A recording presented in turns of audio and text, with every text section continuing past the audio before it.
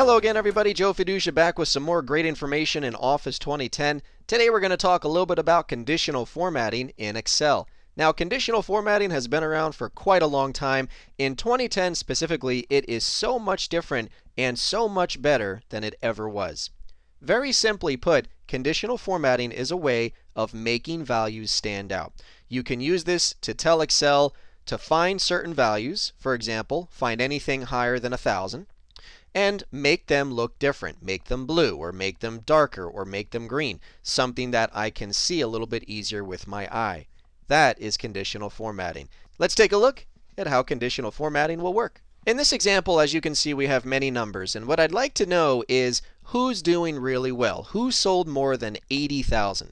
Now I can use a sort for that or a filter. We can do pivot tables. There are lots of options in 2010, but I really don't want to go anywhere. I don't want to change the data layout. I just want to see who's doing really well. Conditional formatting is the way to go. Now to use it, we start by selecting the area we'd like to work on. We could highlight all of the numbers here, or what I'll do for training purposes is just highlight the first 3 months of numbers. Then conditional formatting is located on the Home tab in the ribbon. Looking towards the right, you'll see conditional formatting.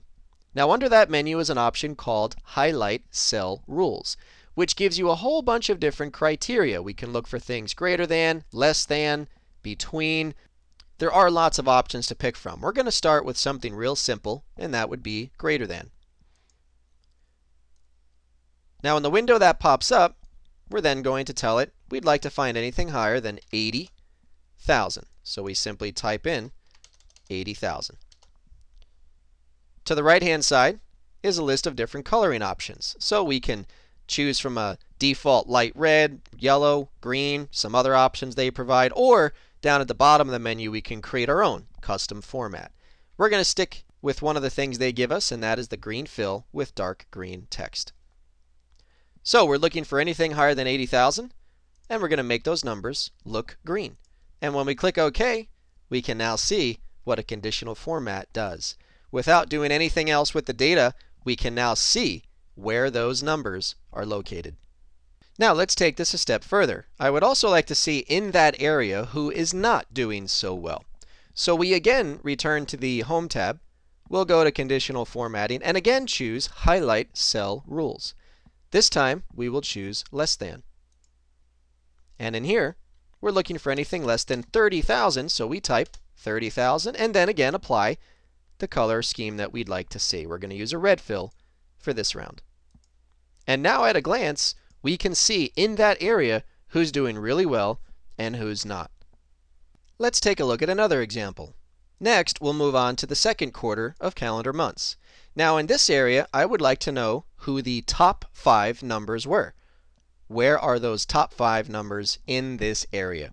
So we go into Conditional Formatting, again under the Home tab, and this time we go down to Top Bottom Rules. What I'm looking for are the top 10 items. Now you can look for bottom 10 items, top 10%, above average, below average, lots of things here. We're going to stick with top 10. Now it's not limited to 10. We can always increase or decrease this number as needed. We're going to bring it down to 5. And we would like those top 5 numbers to be green.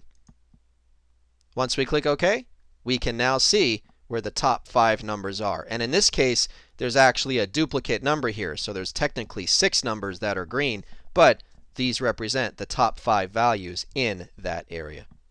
Our next example will involve the next set of months here in the third quarter. Now in this area, we're going to use a feature called data bars. Data bars are under Conditional Formatting, under a level called data bars. Now you have 2 options under data bars, gradient fill or solid fill. We're going to go with a gradient fill and we'll choose this purple style here. And as you can see, I now have data bars with my numbers. Now the idea to data bars, the bigger the number, the bigger the bar. The smaller the number, the smaller the bar. This is very similar to what you'd see on a bar chart, where you actually have graphs and bars representing the size of the value. The only difference here, those bars are built into the cells. So at a glance, you can see which numbers are doing really well, such as this one right here. This represents the top value because it has the biggest bar. Or which numbers are not doing so well, such as this one with the smaller bar length. So without even looking at the numbers, you can find out who the best numbers are and where the worst numbers are. We're going to walk through a few more examples here, but first thing I need to do is remove all of the rules I've created. Now to do that, again, we'd go to Conditional Formatting. However, if you look down towards the bottom, you'll see an option called Clear Rules. And under there is an option to clear rules from the cells you've selected or from the entire sheet. That's what I'm looking for. I'd like to wipe out all the rules I've created so far, so I select Clear Rules from Entire Sheet. And all the rules will now be eliminated. Continuing, let's return back to our first set of months. In this area, what I'd like to now apply is something called a color scale. Color scales are located under the Color Scales option. Again, many to pick from. We're going to go ahead and choose this very first one here, green, yellow, and red. Now, if we look closely, it's going to be a big mess of color, but if we know what we're looking at, this color can be very helpful. The lower the number, the darker the color. You can see these low numbers here are in red. The higher numbers are in green. Now, as a number gets better, it gets greener. Or as the number goes down, it gets closer to the red. It becomes a scale of color. And you can spot trends in your data using this color scale. For example, you can see right here, Alabama is trending a bit more towards the yellow for the month of January, so I know that they're doing somewhat okay. But now I see them trending a bit darker towards the red, so I can see them trending downward just by looking at that color. Similarly, we can go right here. Arkansas is a bit more on the red side, but now I can see it getting very close to the higher yellow, closer to the green even. But now I see it going back down to the red. So if you just look at those colors and understand the scale, red being poor, green being good, this can also become very helpful. And for our last example of conditional formatting, we're going to highlight these next few months here. Go to Conditional Formatting and take a look very quickly at the icon sets. Now the screen's sort of cut off there, but there are many different ways we can use icons. Here in the screen we see a bunch of 3-directional, 4-directional, or 5-directional arrows, but below that what you can't see are many others. We're going to go with this first one here, the 3-directional arrows. Now my columns are a bit small, so I'm going to go ahead and enlarge those a bit. The green icons pointing up, that means a good number. The yellow arrows pointing to the right, that means a middle number. And the red arrows, of course, mean low numbers. What this is actually doing is breaking up the area by thirds. So out of the area we selected, the top third is in green, the middle third is in yellow, and the bottom third is in red.